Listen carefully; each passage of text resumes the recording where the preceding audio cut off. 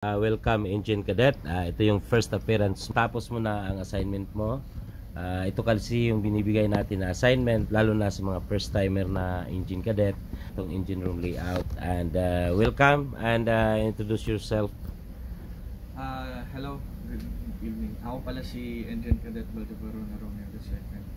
From the 28th batch of NSA cadet program from University of Cebu, Lapu-Lapu, and Mandaue. So it is an honor and a privilege na makipagtrabaho under my first contract and first na vessel under kay Chief Yoy, which is already an influential individual sa field natin dito sa marine engineering. Thank you Hindi scripted yan wala akong sinabi sa iyo Salamat Megs. Welcome on board. And by the way, happy birthday Thank you. Happy birthday. Okay, paki-explain nga sa kanila ano yung assignment natin sa first week mo dito. Actually, this is your first week, exactly first week, right? Yes, first week sa pagbabarko. Pagbabarko, okay. So, alam naman po natin since ever first year natin ng pag-aaral is that na ini-instill na sa atin na yung safety is the best policy aboard the ship is safety first, safety second, and safety always. Good. So bale, ito yung first assignment na binigay ni Chief sa akin, which is yung floor plan ng buong engine room in respect to our firefighting equipment and life-saving apparatus. Good. Which is clearly dictated here in what patron. Okay. Yung fire extinguisher, which is shaded as red, and fire hydrant blue, and in respect to our emergency escape breathing devices. So ngayon, ibig sabihin ito yung mga ginawa mong legend, ano? Yes. Okay. Gusto kong pag-aralan mo at habang ginagawa mo ito, habang nasa makina ka, at least yung mga ginagawa mo dito ay ma-recall mo sa actual layout ng makina. Yes. Diba? So, bakit ko pala pinapagawa sa iyo to? Itong mga to. As to quote Chief Yoy, he stated na it is not only solely to familiarize yung floor plan ng buong engine room, but it is also to be a supplement or focal point sa aking pagbabarko na dapat ma-familiarize ko itong mga equipment na to, as well as also our fire exits, or in case of emergency, lumayo man, ito po siya. Sa escape tank natin, meron din po dito sa steering gear, sa boiler, pwede din tayo dumaan sa papunta sa accommodation superstructure natin. Pero dahan-dahan ko pa po siyang dinadigest since first week sa pagbabarko, sir. Okay. Anyway, sa'yo lang naman to. In case of blackout, anong gagawin mo so far sa study natin, sa training natin? As for in case sa pag-blackout, kung mangyari man, yung advice is stay where you are, and dapat hindi naman po natin makakalimutan yung pinaka-crucial na mga gamit na kailangan natin dalhin, na dapat sa sarili natin dala-dala, which is yung flashlight, yung ating personal protective equipment din, yung earmuffs, ganun. Pero in case of blackout, stay where you are, and as per SOLAS requirement na nasabi din ni Chief sa akin, which is in the span of 45 seconds dapat ma-connect na at aandar na yung ating emergency generator, and by that time dun ka nagagalaw para sigurado mo na safe ka. That is requirement, 45 seconds, pero mostly sa sitting natin sa barko ay even lesser than that. Okay, good. Okay, so sa ngayon, in 1 week time, at least alam mo na yung mga emergency duties mo, di ba? Yes. Na mga sa lifeboat seat number mo, alam mo na rin. Yes. Okay, alam mo na rin paano mag-start ng rescue boat, engine, at saka lifeboat engine. Okay? Alam mo na rin ang position ng location ng fire station. Okay, kung saan pwede tayong mag-release ng CO2 doon in case wag naman mangyari, pwede tayong mag-release doon. Okay, pwede din tayong mag-activate ng hypermesh doon.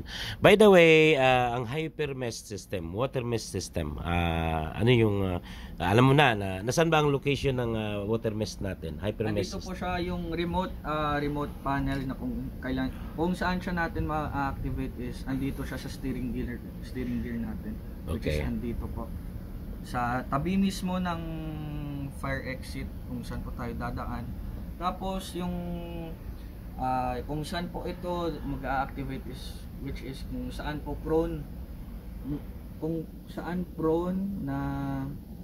siya sa fire, which is sa boiler natin, which is dito boiler, kasama na din yung incinerator, and Okay. then our diesel generators as well, and our main engine which is in figure 1.2 dito. Okay, good.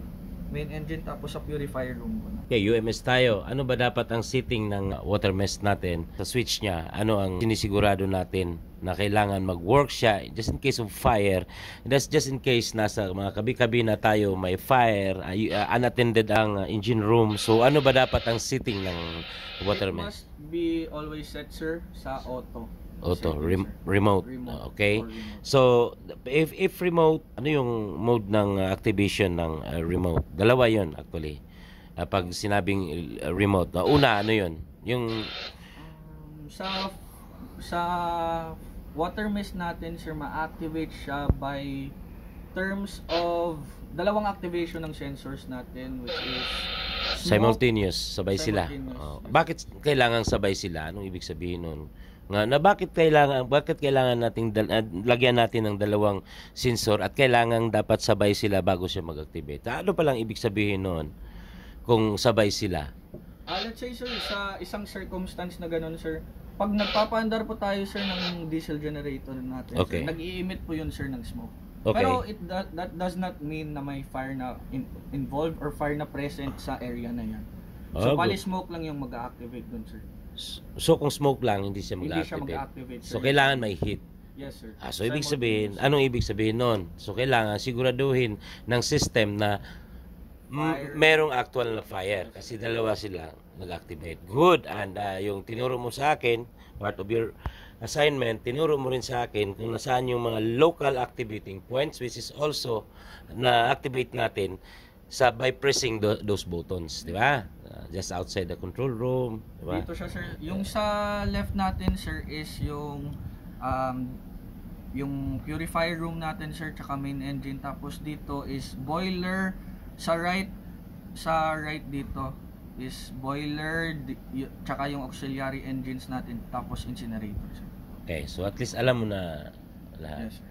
Okay, meron pa tayo just in case hindi maiwasan na mag-isa tayo sa engine room and hindi natin maiwasan dahil busy nga may ginagawa ang mga engineers mo or mag-isa ka lang na gumagawa sa engine room. Anong gagawin mo? Meron tayo na magpo-protect din sa atin at least. So, ayun po, sir, kunyari may na-task tayo na mag-routine inspection or let's say na-curious tayo, gusto natin mag-aral with permission as well sa mga superiors natin. Okay. So, meron tayong tinatawag na dead man alarm, sir. Okay. Tama po Good. yun, sir. Good. Dead Good. man alarm po siya, sir. Which is, you must work in coordination with sa bridge natin, sir, kung sino man yung duty officer Okay. doon. Which is, usually sa akin is 8 to 12 or 2000s to 2400. So, Okay. si ma'am third mate po yung duty po doon, sir. Okay. So, as per that, yung deadman alarm po dito na nag-work sa ECR natin, sir, is Okay. around 18 minutes. So, kailangan natin yun ma-reset or otherwise mag-aalarma Reset sa mo lang. bridge. Yes. Pero meron naman po yun prior to that na mag-aalarma talaga siya, may warning naman po para ma-notify in case na magiging busy tayo or let's say na tutok doon sa ginagawa natin. Ayun. Pwede natin maging time yun na i-reset muna natin yung deadman. Para ma-reset din yung 18 minutes. Yes, sir. Diba? At least, ibig sabihin, kung walang deadman alarm, you're okay. Yes, sir. Pero just in case may mangyari sa'yo, pero hindi naman natin ina-allow yan, hindi ko ina-allow yan na to work alone sa engine room. Pero, just example lang, kasi nandyan yung system natin. So, at least alam mo, just in case may magtatanong sa'yo na external parties, alam mo paano i-demonstrate, paano i-explain sa kanila how it works. Okay? And, thank you sa first appearance mo, Engine Cadet, Romeo. Maraming salamat. And once again, happy birthday. And next, touch na tayo sa training record book mo, ha? Yes. Ayun ang basihan natin sa mga training natin. At shout out pala yung mga kabatch mo. Firstly, sa kung sino talaga nagbibigay ng inspirasyon sa akin is yung pamilya ko, kay mama, hello, kay papa, tsaka sa kuya ko din na nagbabarko, hello kuya, si Ace, tapos yung sa aso ko na si Belly, tapos sa mga mahal ko na mga batchmates, 28 batch, Charlie Marine, ingat, kita-kits tayo sa 7 Seas. Salamat. Good. Good job. By the way, ito generally, malalaman mo yung generally out, at least pag sinabi ni second engineer sa'yo, okay, that mayroon tayong problema doon, puntahan mo sa number 2 seedling tank, alam mo na kaagad, di ba? Kasi habang ginagawa mo ito, ay actually, nagkakaroon ka ng idea na sa layout. Yan ang purpose ko. Yun ang style ko, Cadet. Although wala yan sa record book mo, no? Pero pinaka-vital ito, safety sa barko. Okay? Maraming salamat.